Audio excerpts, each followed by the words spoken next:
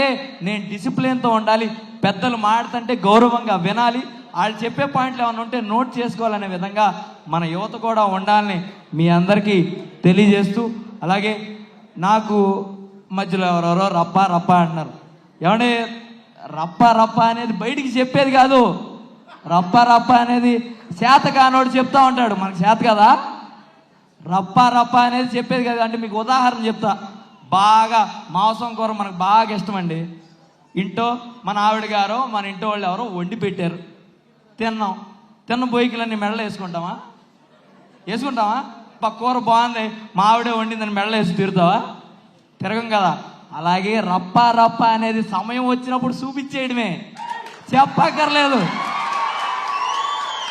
సమయం వచ్చినప్పుడు దాని పని అది చేసుకుపోతుంటే నువ్వు ఏమి చేయక్కర్లా.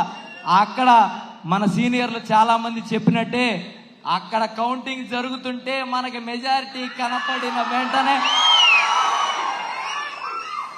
దసాదియా ఎవరైనా తెలుగుదేశం సారీ అండి మీతో ఉత్సాహంలో వచ్చేస్తుంది. తెలుగుదేశం నాయకులు అనబోయా, మీరేదో అనుకున్నట్టున్నారు. నాయకులు, తెలుగుదేశం నాయకులు ఇంటో ఉంటే నన్ను అడగండి.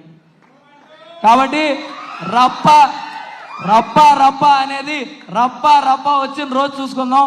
ప్రస్తుతం మనం చంద్రబాబు గారి హామీలను గుర్తు చేస్తూ అనే కార్యక్రమాన్ని ముందుకు తీసుకెళ్దామని కార్యకర్తలందరికీ పెద్దలందరికీ తెలియజేస్తూ, నాకు ఇంత విలువైన సమయాన్ని అందించిన పెద్దలందరికీ మరొకసారి ధన్యవాదాలు తెలియజేస్తూ సెలవు తీసుకుంటాను.